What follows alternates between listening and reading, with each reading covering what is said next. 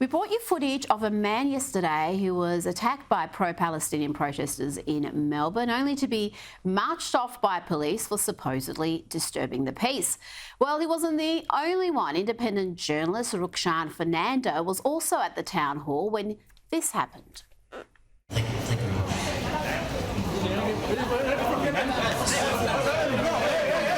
Why touch me, bro? Why touch me, bro? Why touch me, bro? Why touch me?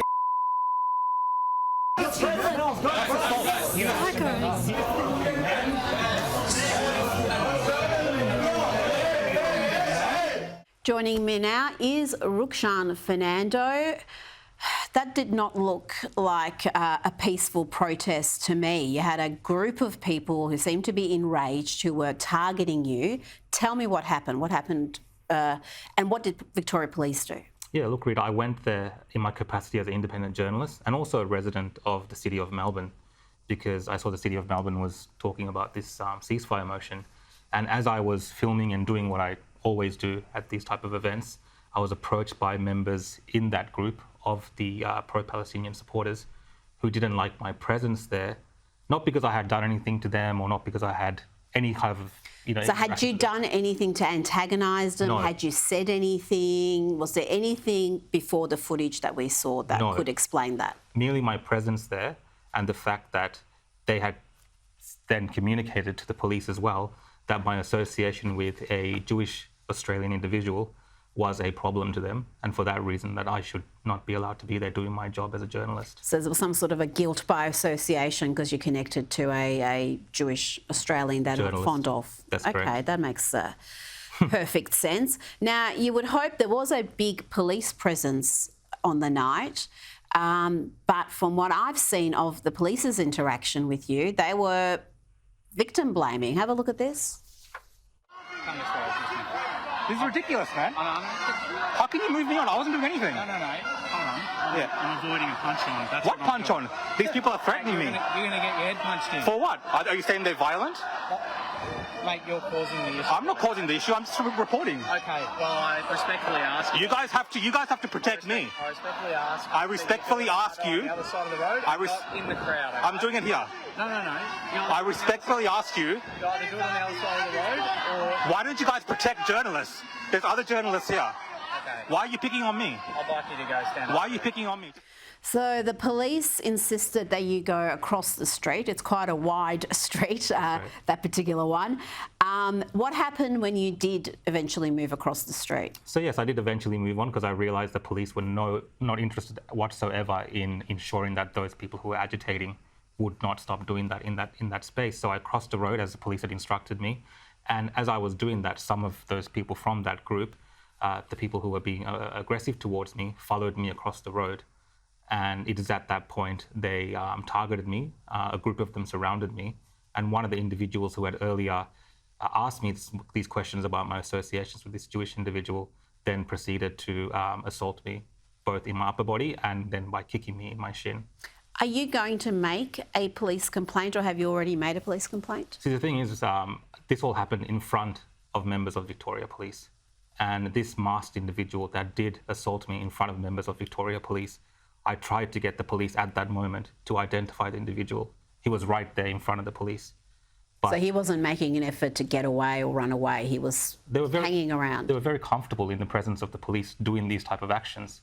And they knew the police probably was not going to identify them. And they said they would identify the masked individual at a later point. Oh, well, yes, that's much better, isn't it, to try to identify someone who's masked rather than actually apprehend them right then and there when you've seen them do something. There's just a real issue at the moment with the police and what they prioritise and the way they police. That seems to be a two-tier police system. Yeah, I mean, I'm noticing a lot of police indifference within the community. There were some incidents that I observed as well from a distance with Jewish members of the community that had attended this particular event as well. And the police indifference in these situations seems to take side with people who are the instigators in most of the time in these incidents, and they end up blaming innocent members of the public who are just about trying to get along with their lives.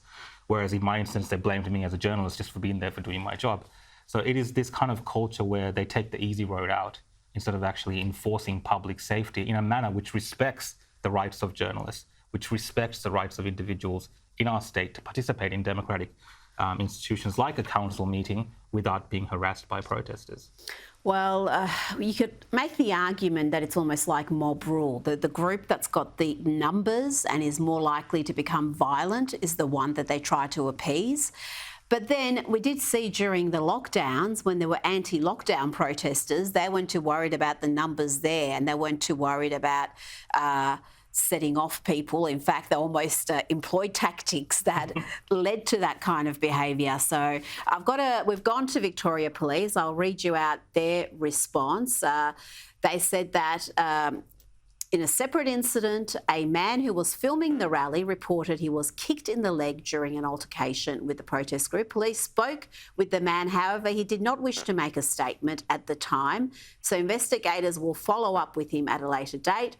Police will review CCTV footage from last night, however, encourage anyone who experienced or witnessed prejudice-motivated crime to report it to police. Any report of this nature will be taken seriously and thoroughly investigated. So that was Vic Police's response to us when we went to them yesterday. What's your response to that? Do you expect Victoria Police to contact you and follow up with your complaint? They did contact me earlier today, but I just want to make it very clear for people watching that the police were present, and I let them know about my attacker, who was also present at that very moment, and they didn't want to act on it. They wanted me to make a statement at that point, but the reason they wanted me to make a statement was to take me away from doing my work as a journalist, away from that area, so it makes it easier for them once again. Are you going to now make a formal statement and a complaint and follow through with that? Yes, 100%. Rukshan Fernando, thank you so much for your time this evening. Thank you, Rita.